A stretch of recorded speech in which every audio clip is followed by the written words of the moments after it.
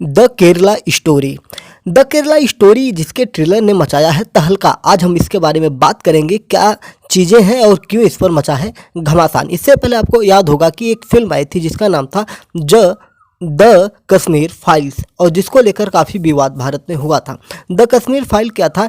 हिंदू धर्मांतरण और हिंदुओं के ऊपर होने वाले अत्याचार, हिंदू महिलाओं के ऊपर होने वाले दुराचार और अत्याचार के बारे में दिखाया गया था, जिसमें मुख्य किरदार की बात करें तो अनुपम खेर हुआ करते थे।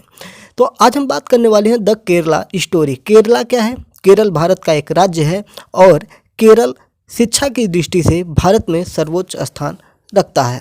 और लिंगानुपात में अगर बात करें तो शिक्षा में वहाँ पे महिलाओं को भी ज़्यादा शिक्षा प्राप्त हुआ है, और भारत में सबसे ज़्यादा शिक्षा के क्षेत्र में केरला को ही आगे माना जाता है। आइए बात करते हैं इस फिल्म से जुड़े हुए तथ्यों के बारे में। उससे पहले हम केरला के बारे में थोड़ी सी दृष्टि डालेंगे कि केरला में क्या अनुपात समानुपात है हिंदूज़ और इस्लामिक या अन्य जो धर्म से जुड़े लोग हैं, तो उनके बारे में अगर हम बात करेंगे तो 2001 की डाटा के बाद हम करें तो 56.16% वहाँ पे हिंदू हुआ करते थे, लेकिन 2011 में हम बात करेंगे तो ये घटकर 54.73% हो गए थे। इसी तरह हम बात करेंगे तो 2001 में जब इस्लाम यानी कि मुस्लिम जो थे उनकी जो संख्या थी वो 24.70% थी, लेकिन इनकी संख्या बढ़कर 2011 में 26.56% हो गई। जबकि अभी आपका 2022-23-20 का आंकड़ा बचा हुआ है। अब जो नए आंकड़े आएंगे उनमें अब सीधा साफ हो जाएगा।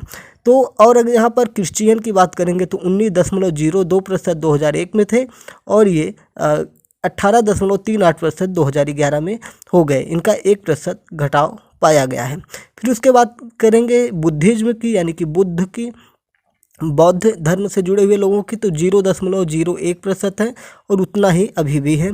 जैन की बात करेंगे तो 0.001 थे, वो भी अभी इतना है। सिख की बात करेंगे तो जो उनका अनुपात था 0.01, वही उनका आज भी है। और अन्य की बात करेंगे तो ये भी 0.01 थे, लेकिन 2011 में ये 0.02% इनका हिसाब किताब बन रहा है।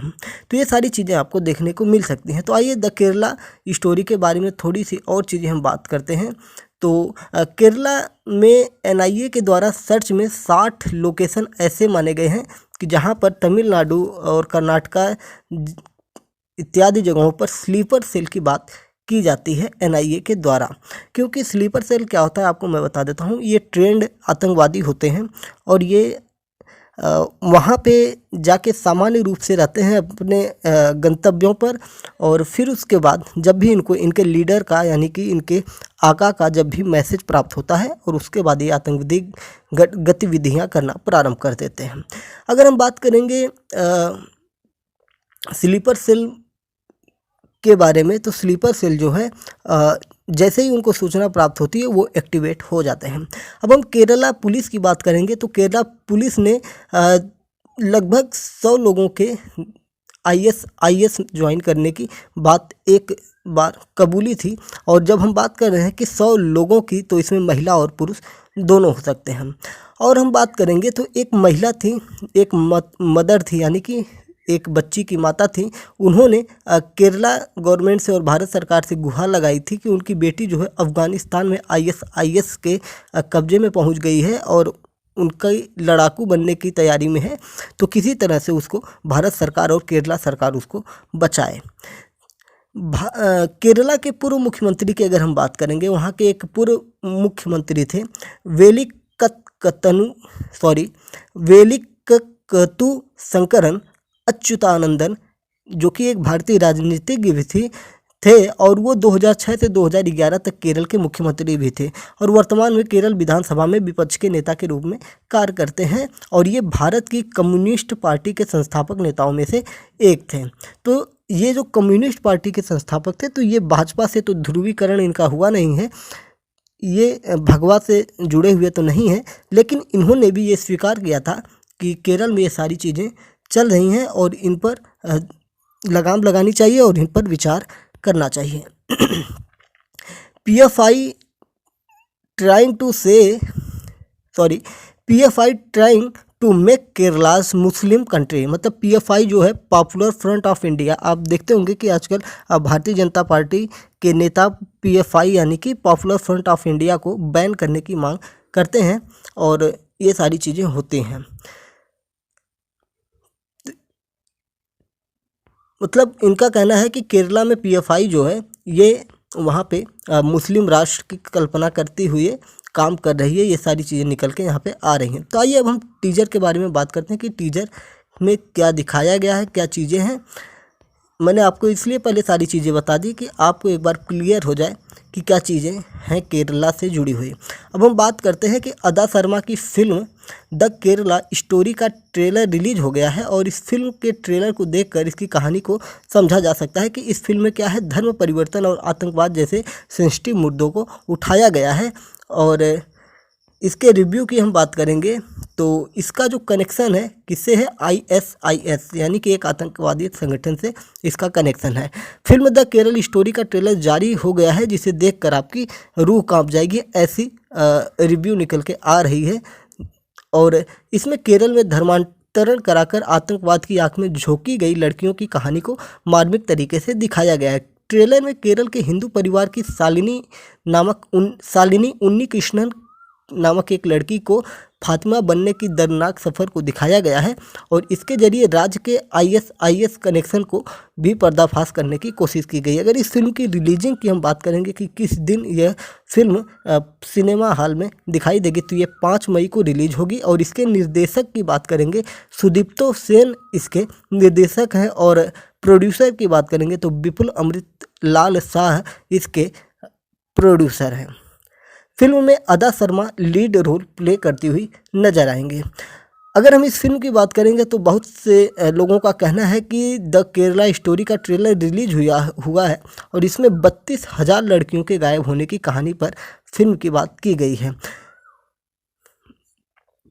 आगे की अगर हम बात करेंगे कि जब द केरल स्टोरी का टीजर रिलीज हुआ था, टीजर और ट्रेलर में अंतर मैं आपको बता देना चाहूँगा। टीजर क्या होता है, कुछ सेकंड का होता है, लेकिन जो ट्रेलर होता है वो कुछ मिनट का होता है, 1 मिनट या 2 मिनट या 3 मिनट का होता है। लेकिन पूरी फिल्म की बात करेंगे तो 1 घंटे से 3 घंटे के बीच की एक फिल्म होती है। तो ट्रेलर जो रिलीज हुआ था, टीजर जब रिलीज हुआ था तभी काफ़ी विवाद हुआ था और उसको बैन करने की मांग उठी थी। लेकिन अब ट्रेलर रिलीज हुआ है और इसके फिल्म के रिलीज होने की तारीख भी 5 मई बता दी गई है। ट्रेलर रिलीज होने के बाद ही एक बार फिर से फिल्म चर्चा में आ गई है। ट्रेलर के शुरुआत में अदा शर्मा कहती हैं कि वो केरल की शालिनी उन्नीकृष्णन है और पुलिस वाला उनसे जब एक सवाल पूछता है कि उन्होंने ISIS कब ज्वाइन किया था तो जवाब में शालिनी कहती हैं कि ISIS कब ज्वाइन किया, ये जानने के लिए क्यों ज्वाइन किया, कैसे ज्वाइन किया, ये जानना ज़रूरी नहीं है। ये ट्रेलर के शुरुआत में शालिनी यानी अदा शर्मा के साथ 3 और लड़कियां नज़र आती हैं इसी फिल्म में।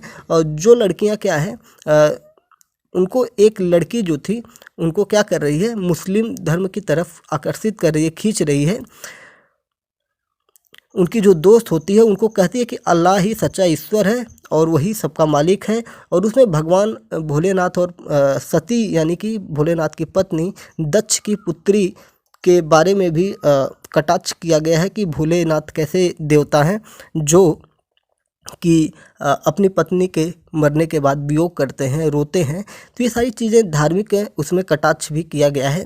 ये सारी चीज़ें हैं यानी कि सब मिला जुला के वहाँ के जो मौलाना हैं, मौलानाओं के द्वारा ऐसी बातें की जा रही हैं कि जाओ हिंदू महिलाओं को या गैर इस्लामिक महिलाओं को क्या करना है, उनके साथ किसी भी प्रकार से लब जिहाद जैसे मुद्दे करो और उनको किसी भी प्रकार से फंसा के यहाँ लाओ, ISIS में भर्ती करवाओ और फिर उसके बाद उनके द्वारा आतंकी गतिविधियों को आगे बढ़ाया जाए। ये सारी चीज़ें इस फिल्म के द्वारा आ रही है। अदा शर्मा उर्फ शालिनी उर्फ फातिमा रेगिस्तान में फंस जाती हैं इस ट्रेलर के अंतर्गत और आतंकवादियों के बीच। ट्रेलर के आखिर में शालिनी कहती हैं कि रेगिस्तान में उनके जैसी हज़ारों लड़कियां हैं। ट्रेलर में औरतों को जंजीरों से बांधते हुए दिखाया गया है और उन्हें मारते पीटते और उनकी हत्या भी दिखाई गई है। फिल्म मेकर्स का दावा है, यानी कि जो फिल्म है एक 2017 में एक कहानी छपी थी अखबार में, उसी को लोग कह रहे हैं कि उसी को कॉपी किया गया है, लेकिन फिल्म मेकर्स इन बातों को कह रहे हैं कि ये सच्ची घटनाओं से प्रेरित है, लेकिन वो घटना नहीं है। तो कहीं ना कहीं उसी से ये प्रेरित फिल्म दिखाई जा रही है, जो 2017 के आसपास एक अखबार में छपी थी। उसी कहानी को इसमें दिखाया गया है, ऐसा लोगों का मानना है। 2 नवंबर 2022 को इसका टीजर रिलीज हुआ था और मैंने पहले ही बताया कि उसमें मासूम लड़कियों का धर्म परिवर्तन किया जा रहा है और इसी चीज़ को लेकर काफ़ी विवाद हुआ था। फिल्म मेकर विपुल शाह ने कहा है कि फिल्म में केरल में बड़े मुद्दे जैसे रेडिकलाइजेशन को दिखाया गया है। गौरतलब है कि टीजर रिलीज के बाद ही काफ़ी बवाल हुआ था और लोगों ने फिल्म की कहानी को मनगढ़ंत बताया था। कुछ सोशल मीडिया यूजर्स ने कहा कि फिल्म में दिए गए आंकड़े भी गलत हैं। तो ये सारी चीज़ें निकल के आ रही हैं। अब हम बात करेंगे तो भारत सरकार यानी कि भारतीय जनता पार्टी के बड़े बड़े नेताओं ने इस फिल्म का समर्थन किया है और बहुत सारे ऐसे नेता हैं जो इस फिल्म को समर्थन नहीं दे रहे हैं। ये सारी चीज़ें निकल के आ रही हैं। तो ये रही द केरला स्टोरी के बारे में हमारी एक स्टोरी। कैसी रही आप कमेंट बॉक्स में अपने विचार साझा कर सकते हैं। और हाँ, चैनल पर नए हैं तो चैनल को सब्सक्राइब कर सकते हैं और आपने पहले से सब्सक्राइब किया है तो लाइक बटन को दबा सकते हैं और साथ ही साथ अपने विचारों को कमेंट बॉक्स में ज़रूर बताएं, जिससे कि हमें पता चले कि आप इस फिल्म के बारे में क्या समझते हैं और क्या चाहते हैं। हम तो यही कहना चाहेंगे कि जो भी सच्चाई है वो पर्दे पर आना चाहिए, चाहे किसी भी पक्ष का हो। जब पर्दे पर आएगा, लोगों के बीच में सच्चाई आएगी, तो लोग खुद ब खुद इस पर अपना रिएक्शन देंगे। खैर, भारत में राजनीति दबा के होती है हर मुद्दों पर, चाहे वो लाल सिंह चड्ढा फिल्म आए या द केरल स्टोरी आए या द कश्मीर फाइल्स आए या सलमान खान की कोई फिल्म आए, तो हर बार कुछ ना कुछ बवाल मचा रहता है। खैर, अपने विचारों को आप कमेंट बॉक्स में स्वतंत्र रूप से साझा कर सकते हैं। जय हिंद, नमस्कार, भारत माता की जय।